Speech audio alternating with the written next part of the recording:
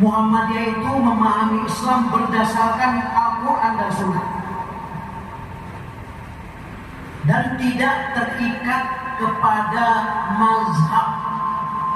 Itu nanti mungkin bisa lanjutkan dengan diskusi kok. Tidak terikat kepada mazhab. Tetapi ya ini jangan sampai salah paham.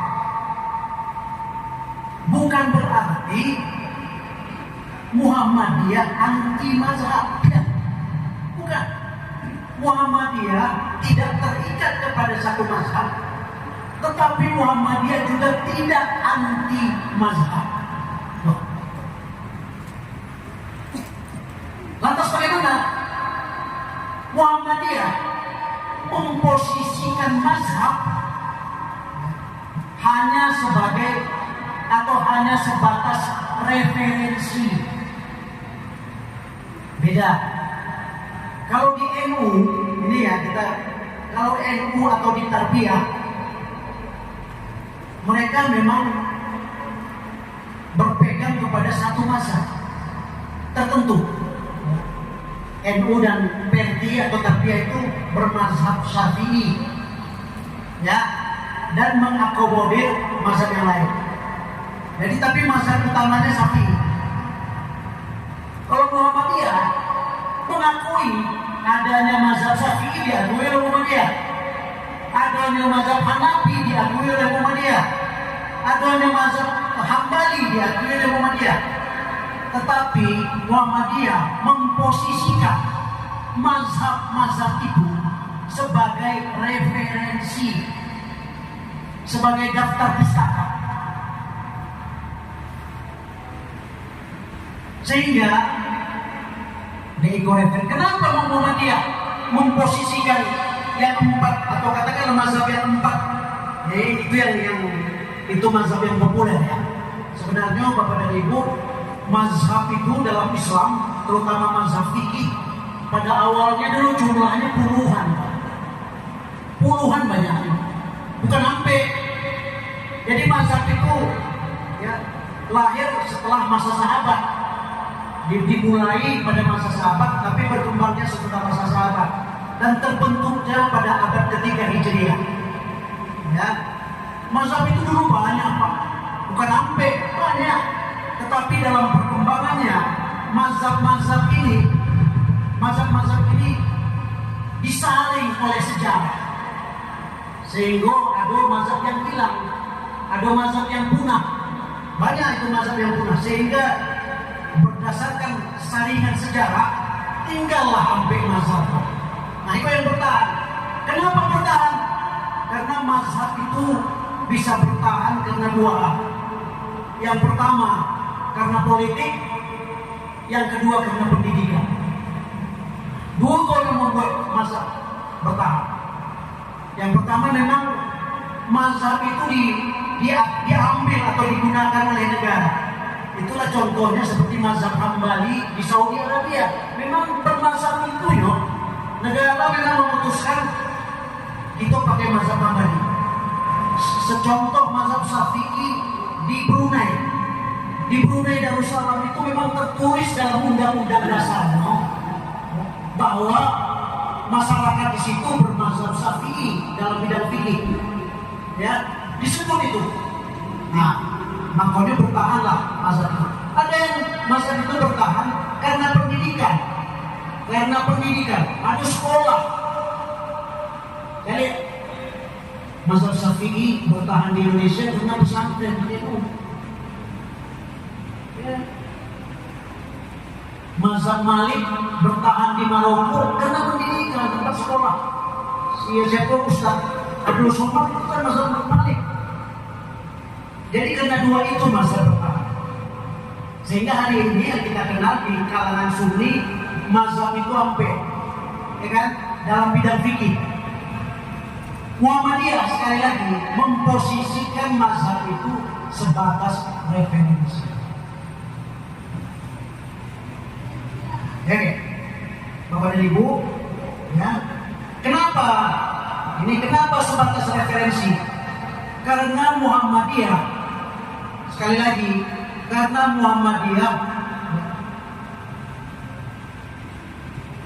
dalam bidang fikih, Muhammadiyah itu ya bukan bermazhab tapi bermanhaj. Manhaj beda dengan manhaj. Jadi fikih Muhammadiyah itu disebut dengan fikih manhaj, bukan fikih manhaj.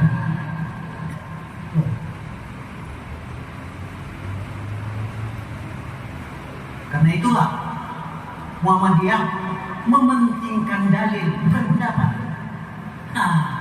Iya Pak, yang dipentingkan oleh Muhammadiyah itu dalil, bukan pendapat. Pendapat siapapun, kalau dalilnya tidak kuat, itu tidak dipakai oleh Muhammadiyah. Karena itulah sebagai itu namanya turunannya.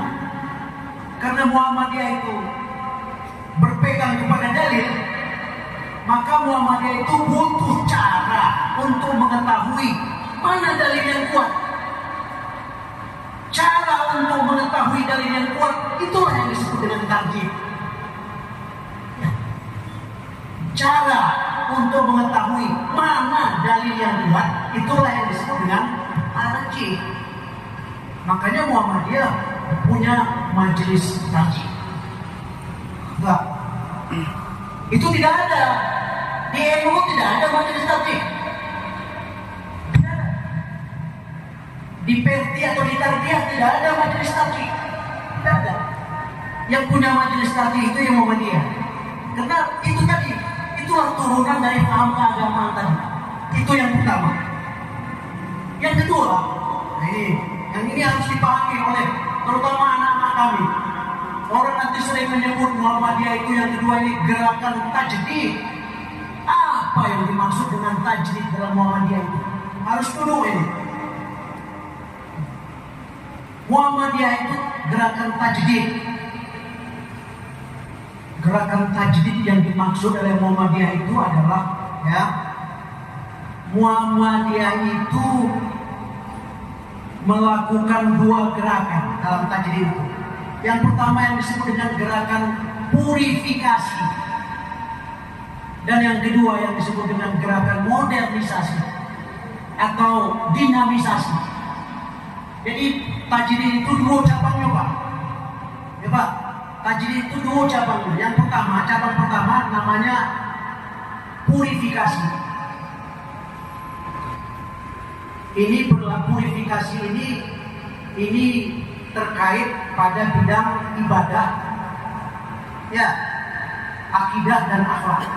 Itu purifikasi, memurnikan.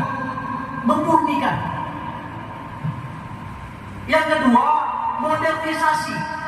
Nah, ini terkait dalam bidang muamalah duniawi. Nah, itu berlaku modernisasi. Nah, Bapak dan Ibu, makanya Muhammadiyah kalau urusannya urusan ibadah, kalau urusannya urusan akidah, Muhammadiyah itu sangat saklek. Muhammadiyah itu sangat sangat ketat kalau urusannya urusan ibadah. Kenapa? Karena bagi Muhammadiyah dalam urusan ibadah, kaidah yang dipakai, ya, rumus yang digunakan adalah al-aslu fil ibadah al-ittiba wa tauqif. Itu dulu tuh. Itu prinsip ibadah dalam Muhammadiyah. Al-aslu fil ibadah al-ittiba wa tauqif. Prinsip dasar ibadah itu dalam Muhammadiyah adalah ya, ittiba, mengikut dalil, mengikut Quran. Wa tauqif, meniru, meneladani Nabi Muhammad atau Al-Quran, Sunnah. Jadi dalam persoalan ibadah, Muhammadiyah itu sangat ketat. Kalau tidak ada dalilnya, sebab ibadah prinsipnya Pak, ibadah itu pada dasarnya beda dengan muamalah. Kalau muamalah beda, kalau ibadah al-aslu fil ibadah at-tahrim. Prinsip ibadah itu haram. Maksudnya apa? Kalau urusan ibadah, yang dicari itu adalah dalil yang menyuruh. Kalau tidak ada dalil yang menyuruh, jangan kerjakan. Itu ibadah. Jangan makanya Pak, kalau dalam urusan ibadah jangan dicari dalil yang melarang. Nah itu. Kalau ibadah dalil yang dicari itu adalah dalil yang menyuruh. Tidak ada dalil yang menyuruh, jangan kerjakan. Tuh. Nah, itu prinsip dalam ibadah di Muhammadiyah. Nah, beda ketika persoalannya adalah persoalan muamalah atau duniawiyah. Maka yang berlaku di sini adalah al-aslu fil muamalah al-ibahah. Prinsip dalam bermuamalah dalam duniawiyah itu prinsipnya boleh. Maka kalau urusannya urusan muamalah, yang dicari adalah dalil yang melarang. Selagi tidak ada dalil yang melarang, kelayuan. Nah, itu. Apa saja yang mau kita lakukan kalau urusannya urusan dunia? Nanti tanya adalah, ada nggak dalil yang melarang? Nggak ada, berarti boleh. Tapi kalau urusannya urusan ibadah, bukan dalil yang melarang yang dicari, dalil yang menyuruh. Ini ada dalil yang menyuruh. Nggak ada, jangan kelayuan. Enggak. Makanya Muhammadiyah itu sangat sakit. Kalau nggak ada di kerajaannya itu dari bid'ah. Itu tuh.